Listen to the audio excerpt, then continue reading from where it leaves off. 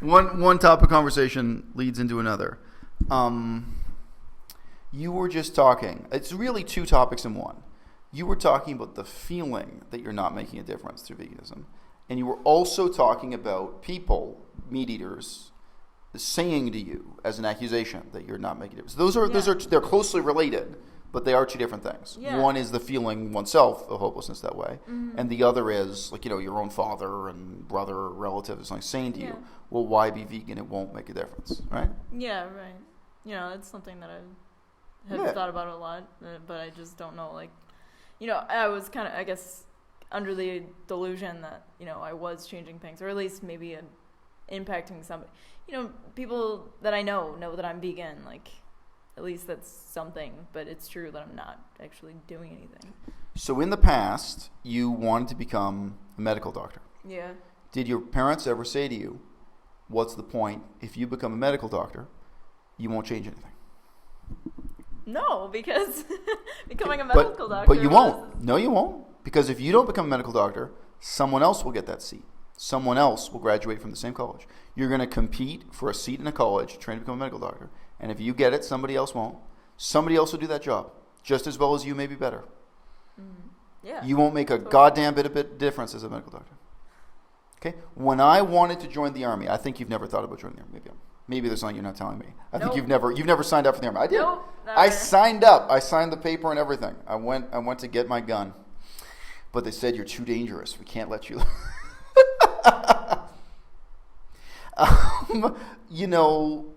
If you wanted to join the Army, well, your family said to you, why are you joining the Army? You can't make a difference.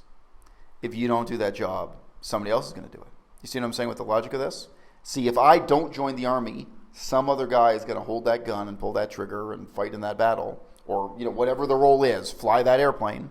If you don't become a medical doctor, somebody else will do that. You can be replaced in those examples.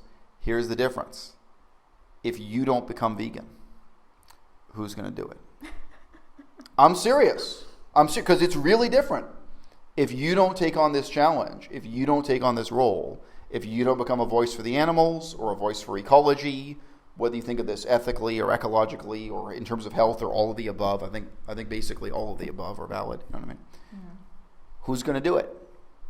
Not somebody else. There isn't a military recruiter there with 30 empty seats in the airplane going to Afghanistan where he's going to get somebody else to sit down instead of you if you're not there to sit down. If you're not there to take that seat in the airplane, somebody else is going to sit down. If you're not there to take that seat to become a medical doctor, somebody else is going to sit down.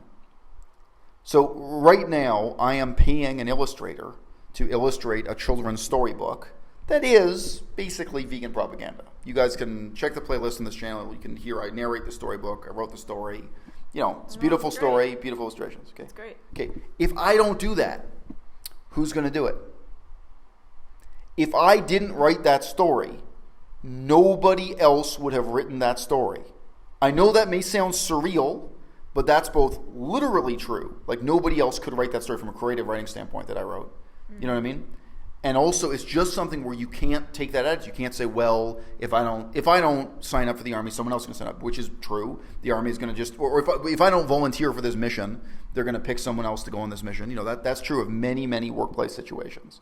Medical doctor, sniper, you name it, right? Mm-hmm. No, there's also a sense in which I can't sit back and say, somebody else who's just as good an author as me is going to write some other book, or some other filmmaker is going to make some. No. And of course, also, there's if I didn't pick this artist and pay this artist and make this happen, it's not going to happen. Mm-hmm. Now, I would say, in terms of the relations with outsiders, and there are two issues here. I don't think your father would look at that storybook I've written and say this isn't going to make a difference. Maybe you would. Some people, okay, I mean, some people would, some people wouldn't. But I just say, I've shown that to a lot of meat eaters, and including it's written in both Chinese and English. And Haruki translated into Japanese. Shout out to Haruki. We got a Russian translator too. Everyone who's read that storybook responded to it. One person broke down crying. You know what I mean? It has a big impact on people. Nobody said to me, this isn't going to make a difference. They've all said, wow. Now, I don't know, whatever storybook, Curious George, The Cat in the Hat, it's just not our way of thinking about life to say it doesn't make a difference. I mean, I think all those storybooks in their way make a difference. Super Mario Brothers makes a difference. The Cat in the Hat makes a difference. You know what I mean? Like there's a sense in which these things culturally make a difference. And a large part of our struggle is cultural. A lot of the difference we're trying to make is cultural, right? Mm-hmm. But it's interesting because it's very easy for me to say, hey, here's this storybook that children are going to read and that vegan parents are going to read to their kids and some meat eaters are going to read, or it's going to be in libraries or whatever, okay? It's actually very easy for me to hold up that storybook and say, I made a difference. And it's very hard for me to hold up a bullet and say, I fired this bullet in Afghanistan. Somebody else would have fired that bullet, man. The bullet has no identity. The bullet has no creativity. The bullet has no cultural significance or weight, right? Yeah. It doesn't. In that sense, you can be replaced. Mm-hmm. The bullet can be replaced too. Somebody else could have fired that bullet. And yet we assume, like again, I think your own father would assume that if you go to Afghanistan and start shooting people, you're making a difference. In a sense you are, and in a sense you're not. Because there's another guy with a shaved head, probably a bunch of tattoos I ain't got, who can do just as good a job as I can at that. I can be replaced. You can be replaced. Where you can't be replaced is in your cultural significance, your political significance, your creative work. It's the creative aspect of activism, whatever you want to call it, trying to change the world. That's really irreducibly individual and irreplaceable. And I do feel that way. I mean, shout out to all the people who are waking up tomorrow morning to wash dishes in the back of a vegan restaurant. There's obviously a role of creativity and outreach and public education in running a vegan restaurant. I always say they're the most underrated vegan activists. I don't think, again, in Detroit, there's so much hype for the few vegan restaurants there, but Detroit Vegan Soul, these couple of restaurants that aren't that great, but, no offense, but they've all been in the newspaper and they've all had celebrities visit and they have this big impact. We just read this newspaper article about one woman in Canada who started making vegan cheese, and, there's this big impact and reaction. And there is creativity, there is even art in those food services. And I think it's hard for the people from the outside to look at that and say you're not making a difference. But on the inside, in terms of how you feel, I still think that is real. I can, when I'm in front of my bathroom mirror, I'm not on an ego trip. I don't hold up that children's storybook and say I'm making it. In terms of how I feel, I'm on the same page. I don't think I'm making a difference. Right. Yeah, that's what I'm saying. Like, I don't feel like I'm actually changing anything. Right. Yeah, that's the whole point. But we're wrong.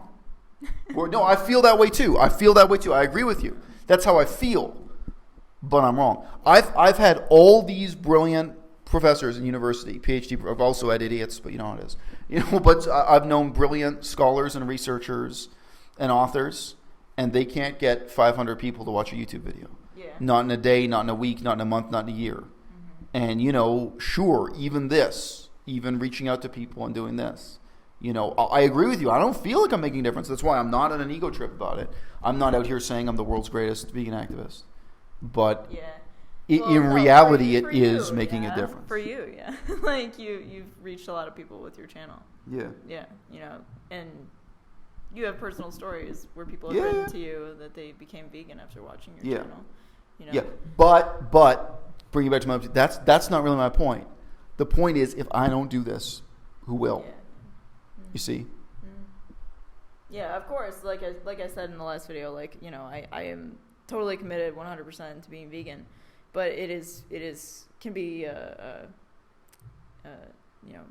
disempowering or just depressing and hopeless. Right.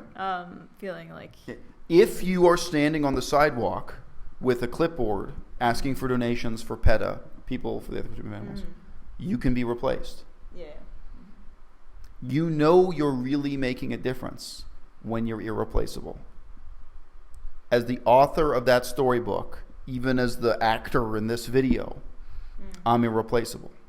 And for all would-be aspiring activists, that's what I encourage you to seek out. Try to find that place when you're irreplaceable, and then still, even if you feel like you're not making a difference, examine it objectively and know that you are. À-bas-le-ciel. For me as a vegan, it's easy to be self-righteous. It's easy for me to say, shut it all down, smash all the cages, set all the animals free. That's easy,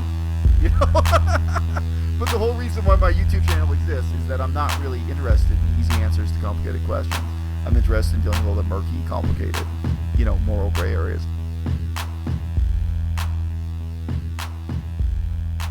à-bas-le-ciel.